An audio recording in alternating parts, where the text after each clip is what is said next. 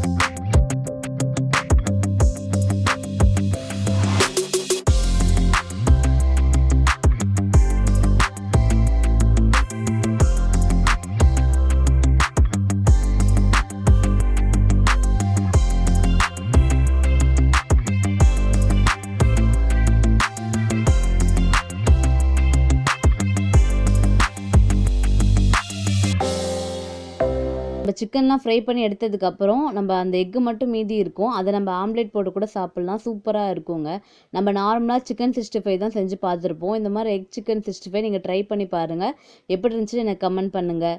So find your happiness in tiny things. Be happy always. Thank you.